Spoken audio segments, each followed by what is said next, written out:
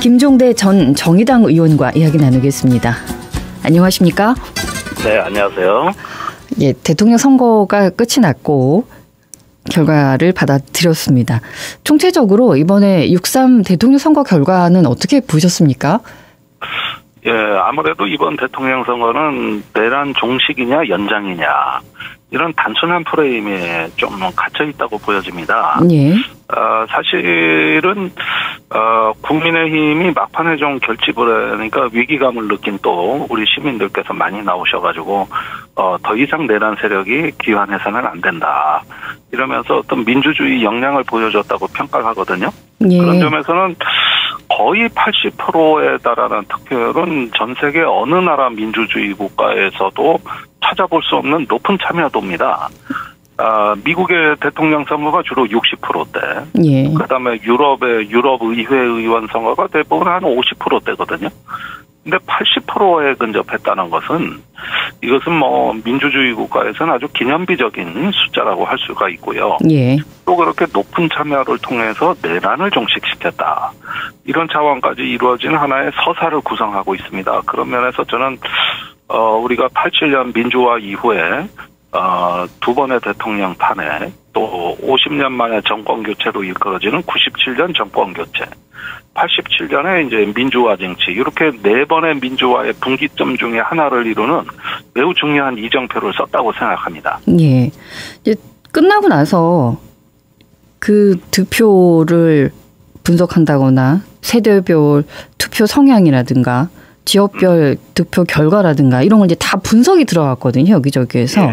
예, 여기서 나타나는 국민의 정서는 어떻게 보십니까? 예, 우선은 뭐 양쪽 진영, 특히 양극화된 정치에서 양당 정치의 지지층은 대부분 결집이 됐다고 보여집니다. 예. 반면에 중도층에서 상당한 변화가 있었는데 일단은 경남, 부산 이쪽에서 이재명 후보가 부산에서 최초로 40%대 벽을 깼고요. 예. 또 울산, 경남에서도 거의 40%를 얻었거든요. 이것도 뭐 민주당 계열 정당 후보로서는 가장 높은 득표율의 수준이고 대구, 경북도 사실은 이 정도면은 굉장히 높다고 할 수 있겠습니다. 예. 또 어떤 서울, 경기 이런 데서는 거의 민주당이 압승을 했다. 이렇게 보면은 민주당의 압도적 승리라고 해도 과언이 아니겠습니다. 다만 이제 저희는 진보 정당이니까 우리가 이런 어떤 그 대선에서 민주주의가 승리하고 회복하는 데는 큰 이정표를 썼지만은 네. 그 민주주의의 주체라고 할 수 있는 어떤 서민과 또 일하는 사람들의 어떤 내란 종식의 가치, 즉 불평등 타파와 어떤 평등, 평화, 공존의 세상을 만드는 이런 핵심 가치들은 많이 강조되지 못한 것 같아서 많이 아쉽고, 무엇보다도 향후에, 우리 대한민국 선거가 앞으로는 더 이상 이렇게 양극화된 양당 정치로 쏠리지 않고, 조금 더 다양한 표심으로 이렇게 분출돼서, 국민의 다양한 목소리가 다원적으로 반영되는 선거였으면 하는 희망을 갖습니다. 예. 양당 정치로 나눴을 때 가장 우려되는 점은 뭘까요? 예, 일단은, 이거는 흑이 아니면 백, 도 아니면 모. 이런 식으로 선택지가 좁아든다는 것이죠. 예. 그렇게 되면은, 양당 간의 어떤 극한 갈등과 적대, 혐오, 진영의 정치가 이제는 모든 것을 블랙홀처럼 빨아들이기 때문에 어떤 사회 각계각층의 다양한, 그 다음에 다원적인 목소리를 골고루 반영할 수 있는 표의 비례성, 예. 그런 어떤 국민의 민심을 닮은 정치가 어려워진다는 것이죠. 반면에 양당으로 기득권을 닮은 정치가 고착화된다. 이런 점에서는 이제 양당 정치는 항상 이 민주주의에 있어서 가장 어떤 위협적이고 심하게 얘기하면 사악한 체제라고도 할 수 있는 것이거든요. 예. 그런 면에서는 일단 무언가 일하는 사람, 또 기후 위기를 해결하고 녹색 전환을 이루고자 하는 사람, 여성들, 장애인 이런 부분들이 말할 기회가 없는 거예요. 그런 분들이 자기 이야기를 하고 시민들에게 전달될 수 있는 자기 정치 플랫폼을 갖지 못하는 거니까 네. 그런 점에서는 아쉬움도 상당히 크다고 하겠습니다. 이번에 텔레비전 TV 토론회가 3번이 있지 않았습니까? 후보들 간에. 네, 그 TV 토론회를 통해서 권영국 후보가 그래도 목소리를 좀 내지 않았습니까? 예, 그나마 이제 유일한 진보 후보로서 이제 우리 사회 광장 세력, 즉 윤석열 탄핵 당시에 광장의 맨 앞줄을 채웠던 여성들, 예. 그다음에 이제 또 뒤에 앉았지만은 사실상 주력이 된 노동단체들, 그 외에도 많은 소수자들, 장애인까지 나와가지고 오랜만에 광장 정치를 펼쳤단 말이죠. 예. 근데 이분들이 주로 목 놓아 외쳤던 게 이제 차별 없는 사회, 모두가 평등하고 존중받는 사회, 이런 어떤 시대 정신을 표출시켰다고 볼 수 있겠습니다. 예. 그런데 막상 선거에 들어가면은 이런 목소리는 묻히고 네. 기존에 이제 정치인들이 주인공이 돼버린단 말이죠. 이럴 때 권영국 후보가 그래도 많이 이렇게 중도 보수로 치우치는 선거판을 어떤 광장 세력을 대신해서 그 목소리를 얘기함으로써 그들에게도 이 목소리가 들리고, 그럼으로써 이번 정치에 본인들도 우리도 주체다, 우리가 주권자다, 이런 어떤 인식을 갖게 했다면 그것만으로도 저희는 큰 보람이고 출마의 목표는 충족됐다고 판단합니다. 예, 그래서 이제 권영국 후보 득표율이 몇 %나 나올까 좀 관심 있게 지켜봤는데 아쉽게도 1%가 채 나오질 않아서 이 대선 득표율은 어떻게 분석을 하십니까? 물론 득표율은 많이 아쉽습니다. 기존의 진보정당의 역대 대선보다도 투표율은 저조한데 그 이유가 앞서 말씀드린 양당 정치와 내란 정식 프레임에서 유권자들이 많이 갇혀있기 때문입니다. 예. 반면에 그 역대 대선에서 진보정당의 모금의 수는 가장 많았거든요.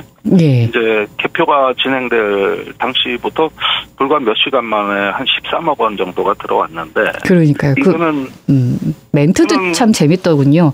표는 못 드렸지만 후원금은 드립니다. 이러면서 입금이 됐다면서요. 예, 그런 내용이 제일 많았어요. 그리고 이제 또 선거 중에도 들어온 후원금이 있거든요. 네. 그래서 저야 뭐 이제 쥐구멍에도 엿들 날은 있겠구나. 네. 이런 어떤 그 마음이 아주 희망으로 가득 차게 됐는데. 힘을 많이 얻으셨겠습니다. 이거는 굉장히 큽니다. 왜냐하면은 예. 그동안에 진보 정당의 아주 고질적인 자금난이라든가 네. 어떤 천문학적인 감당하기 어려운 빚더미, 거기에다가 허리띠를 졸라매고 가난하지만은 어떤 그 의지로 버틴 네. 그 진보 정당 활동가들, 당직자들의 어떤 눈물겨운 일상에 비춰본다면은 정말 대단한 축복이라고 할 수가 있죠. 네, 실질적으로 얼마나 도움이 됐습니까? 아니, 이거는 그 한 2, 3년 동안 가난에 허덕이던, 말 그대로 네. 제가 페이스북에 찢어지게 가난한 집이다, 이런 얘기를 했었는데 네. 1차적으로 그런 어떤 그 당의 살림살이에는 큰 보탬이 됐습니다. 예. 예, 그런데 이것은 그냥 대충 쓰고 잔치하라고 주신 돈이 아니라 내년 지방선거까지 진보 정치를 더 굳게 세워서 이 차별 없는 세상, 또 땀의 가치가 존중받는 세상을 위해 더 열심히 일하라는 뜻으로 주신 후원이기 때문에 예. 저희가 그런 점에서 오히려 더 무겁게 지금 받아들였다는 말씀을 드립니다. 예, 알겠습니다. 단순히 그냥 후원금이 아니고 전하는 국민의 메시지도 있고 그거를 받아듣는 이제 진보 정당에서도 무겁게 받아들였다는 말씀을 하시는 거죠. 예. 그렇습니다. 예. 후원이 그 순간 끊긴 건 아니죠. 그렇지는 않고요. 네. 이후에 이제 한동안 멀어졌던 당원들이 재가입하고 있고. 예. 또 진보 정치에 거의 절망했던 이런 분들이 그래도 다시 한번 좀 힘을 내보자. 이렇게 무엇보다도 돈보다도 사실은 의지와 사기가 올라간 게 훨씬 큽니다. 예. 그러면서 이렇게 어떤 불평등이 심화되고 나날이 이제 우리 사회의 양극화가 심화된 것이 다름 아니라 극우 전체주의의 토양이 되었다고 저희는 보고 있거든요. 예. 윤석열의 계엄의 본질은 이런 불평등 구조를 옹호하면서 차별을 정당화하는 극우 전체주의의 출현이라고 저희는 보고 있어요. 예. 따라서 진정한 내란 종식은 그 토양이 내는 불평등을 완화시키고 무언가 차별이 없는 세상을 만들어야 진짜 내란 극복이다. 예. 이렇게 보고 있기 때문에 이번에 새로운 어떤 진보 정당의 결집이야말로 진정한 내란 극복이라고 저희는 생각하고 있어요. 그런 만큼 이제 예. 이 선거 이후에도 당의 어떤 결집도와 또 자존감이 강화되고 그걸 통해서 내년 지방선거에서 그래도 교두보라도 마련할 수 있는 이런 어떤 의지를 불태우는 계기가 됐다고 봅니다. 정권은 교체해야 되니 이재명 대통령께 이제 투표는 하였습니다만 앞으로 이런 역할을 해주십시오라는 의미로 이제 후원금이 들어왔다고 모두들 대부분 해석을 하는데 정작 청년층이나 노동계나 사회적 약자 사회에서도 정의당에 대한 지지가 좀 더 예전에 비하면 약화됐다 이런 지적도 나오고 있습니다. 어떤 변화가 필요하다고 보십니까? 예, 전 세계 이제 민주적 사회주의자 또는 사회민주주의자들이 많이 영향력이 퇴조한 건 사실입니다. 예. 이제 이게 전 세계적인 현상인데 그 대신 극우 세력이 대안으로 떠올랐거든요. 그러니까 이런 현상들은 일단 현실은 현실이니까 예. 인정을 해야 되는데 그런데 우리가 이런 어떤 시대 트렌드가 그럼 과연 올바른 것이며 우리 사람들을 행복하게 하는 것인가? 전혀 그렇진 않죠. 예. 우리가 1930년대 극우 파시스트 운동이 전 세계를 휩쓸었고 또 그 결과는 우리가 다 아는 바와 같이 2차 대전이란 끔찍한 결과를 낳지 않았습니까? 결국은 지금도 또 하나의 어떤 흐름과 광풍이 몰아닥치고 있는 건 사실입니다만은 이럴 때 진보정당이 조금 더 겸손하고 조금 더 진정성 있게 자세를 가다듬고 시민들에게 말을 걸어주는 것 무엇보다도 일에 지치고 또 사회에 절망한 사람들이 그 절망감을 분노로 전환해서 극우 세력에게 힘을 보태주는 거를 진보정당이 앞서서 차단하고 그들에게 새롭게 말을 걸어주는 이것이야말로 저는 대한민국 민주주의를 지키는 초석이 될 것이다. 그런 점에서 저희가 어떤 내란 종식에 분명한 이익을 담당하고 있을 뿐더러 내란 자체 토양을 제거하는데 진보정당의 사명과 역할이 있습니다. 그래서 이런 부분들은 언젠가 시민들께서 다시 주목해 주지 않으실까 기대하고 있습니다. 진보정당이 실질적인 영향력도 가져야 되는 것 아니겠습니까? 이런 여러 가지 일들을 하려면 방금 말씀하신 것들이 앞으로의 정치적인 전략이 되겠습니까? 예, 우선은 TV 토론에서 저희가 존재감을 보여줌으로 인해 가지고 벌써 나타난 효과들이 있습니다. 예. 그 제가 이재명 대통령 취임사를 몇 번을 읽어봤거든요. 예. 근데 이제 그 중에서 공정경제, 공정성장, 또 양극화와 불평등 해소 이런 부분들이 있게 비중 있게 강조가 됐습니다. 예.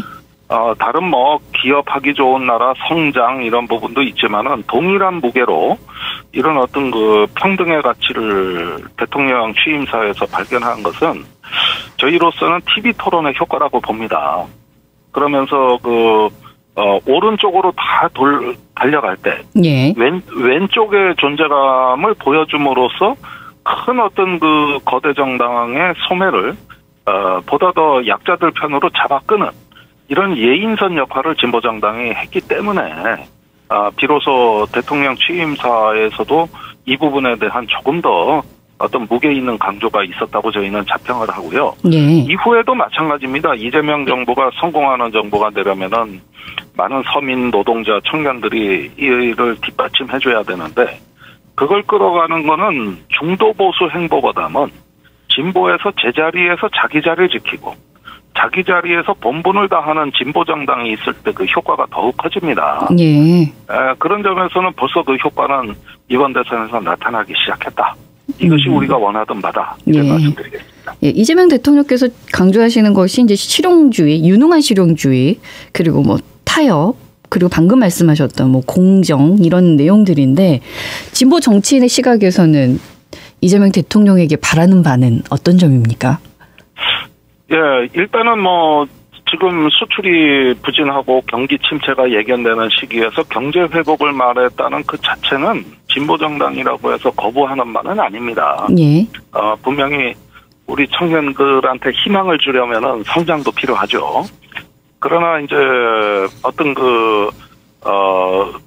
서민들에게까지 그 혜택이 골고루 퍼져서 예. 우리 사회 계층 간의 격차가 완화되고 또 많은 사람들이 뒤처지지 않을 수 있도록 존중하고 배려할 때 성장도 비로소 지속 가능한 거거든요. 예. 그러니까 성장이냐 분배냐 하는 낡은 선택의 논리를 떠나서 정의롭게 성장하고 또 착한 경제를 만들고 그다음에 어떤 분배에 있어서도 또 세금에 있어서도 어떤 국가가 공정성을 위해서 신뢰를 회복하고 이렇게 해서 우리가 부자 감세와 그 양극화로 얼룩진 윤석열 정부를 청산할 때 이럴 때 오히려 성장도 더 지속 가능하지 않겠냐. 그런 게 바로 진보정당이 앞으로 해야 될 일들입니다. 예, 알겠습니다. 지금 내각 인선도 이루어지고 있고 뭐 김민석 국무총리 비롯해서요. 후보자이죠. 지금 현재로서는. 이런 인사를 보면 어떻게 평가하십니까? 예, 아직까지 많은 인사가 이루어지진 않았습니다. 사실은 저는 이재명 정부가 어떤 측근 인사 또는 개파 인사는 분명히 아니라고 보여져요. 예. 사실은 지금 더불어민주당에는 측근 그룹이라는 세력이 별로 눈에 띄질 않습니다.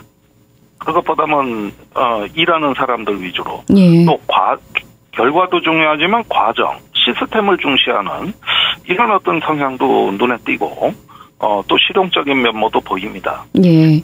이렇게 봤을 때 인사가 특정 계파에 전행이 될 것 같은 거는 저는 뭐 그렇게 걱정하지를 않습니다. 예. 근데 이제 지금까지는 중도 보수형 인사들이 우선 주로 발표가 됐거든요. 안보실장도 그렇고, 예. 또 국무총리도 그렇고, 정무수석도 그렇고, 어떻게 보면은 조금 협상주의자, 평화주의자, 또 중도 성향의 이런 인물들이 다수를 차지하고 있습니다.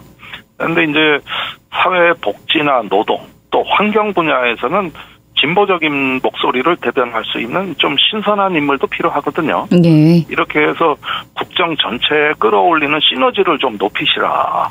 이렇게 하면은 아마 후속 인사에서도 국민들에게 많은 신뢰를 주지 않을까 생각이 됩니다. 네, 좋은 말씀이시네요. 네. 이제 특검이 통과가 됐지 않았습니까? 3가지. 네. 국민의힘 내부의 수사 대상인 분들도 계시고 또 지금 내각에 계셨던 분들도 상당수가 수사 대상이 돼 있는데 일각에서는 이거 정치 보복이다 이렇게 몰고 갈 수도 있는 분위기도 조성이 돼가고 있는데 어떻게 대응해야 되겠습니까? 그런데 이게 사람들이 내란이라고 하지만은 저는 군사 전문가로서 사실 군사 반란이라고 봐요. 왜 그러냐 하면은 합참의장이 작전부대를 통제하는 군령 계통에 있는데 완전히 무시하고 듣도 보도 못한 계엄사령관을 내세워서 작전부대를 이동했거든요. 예. 우리가 1979년에 12.12 사태를 내란이라고 하지 않고 반란이라 그럽니다. 예. 그래서 12.12 반란이라고 하지 않습니까? 그런데 왜 그때는 반란인데 지금은 내란이죠? 이번에도 군사 지휘 명령 체계가 붕괴된 건 똑같은데. 그래서 이거는 내란의 시각이 아니라 반란의 시각으로 전환이 돼야 된다. 그 점에서 이번 내란 특검에 군 지휘 체계에서 반란의 요소도 특검의 요소로 들어간 게 매우 고무적입니다. 이건 아마 관점이 바뀔 만한 사안이라고 보여지고요. 예. 근데 이런 걸 통해서 국기를 뒤흔든 사건에 대해서는 역사적 진실을 규명하는 것은 이것은 정치 보복이 아니라 하나의 어떤 그 정치의 책임입니다. 또 국민들의 요구에 응답해야 될 특검의 사명이고요. 예. 그리고 다른 최혜병 그 순직에게 관한 사건에 대한 외압 특검이라든가 김건희 여사에 대한 어떤 그 의혹 규명 문제도 이것은 원래 정치 보복으로 논란이 될 사안이 아니라 윤석열 정부가 임기 중에 받았어야 될 사안입니다. 제가 방송 토론 때도 이거 정권 교체돼서 특검이 되면 더 고통스러울 거다. 이 중에 하나는 국민의힘이 받는 게 좋을 거라고 무수히 권고를 했는데도. 그러셨었죠. 네. 그런데도 이렇게 됐어요. 그래서 네. 그렇게 보면은 몇 년에 걸쳐서 진행되어 온 어떤 그들의 자업자득이 아닐 수가 없습니다. 그래서 저도 특검이 길게 가는 거는 원치 않습니다. 네. 지금 민생이 이렇게 급한 나라에서. 대신 크게 특검이 시작된 만큼 굵고 짧게 가면서 역사적 진실에는 분명하고 단호하게 예. 그 교훈을 남길 수 있는 특검이 된다면은 국민의힘도 더 이상 정치 보복이니 뭐니 하는 어떤 소모적 정쟁에서 이제 벗어날 것이다. 최근에 뭐 혁신하고 반성한다고 난리대요. 그러니까 그러면은 당연히 이런 특검에 대해서도 전향적인 입장을 취해야 되지 않겠습니까? 예. 뭐 혁신하고 그렇게 해야죠. 그게 맞는 길이죠. 네. 네. 새 정부가 놓치지 말아야 될 민생 정책이나 사회 개혁 과제 어떤 것들이 있다고 말씀을 하시겠습니까? 예, 저는 공정경제라는 표현에 답이 있다고 보는데요. 예. 예를 들면 문재인 정부 때는 뭐 최저임금을 첫 해에 16%나 올렸지 않습니까? 네. 그렇게 되니까 편의점 사장님하고 알바생들하고 갈등이 생긴 거예요. 근데 일본 같은 경우는 그렇게 하질 않았더라고요. 최저임금을 올리기 전에 한 편의점이 있으면 그 반경 500m 이내에 다른 편의점이 못 들어옵니다. 예. 그렇게 해서 적정 이윤을 먼저 보장해주고 그러면서 임금 제도도 손보고 이렇게 같이 갔거든요. 네. 다시 말해서 구조개혁과 임금 체계가 같이 간 거예요. 그런데 문재인 정부 때는 하나만 갔단 말이죠. 예. 그렇게 되니까 결국은 갑과 을의 구조적 문제는 그냥 있고 을과 을의 전쟁이 돼버렸습니다. 그래서 사장님과 알바생 또 남성과 여성 을들끼리 싸우는 나라가 돼버렸어요.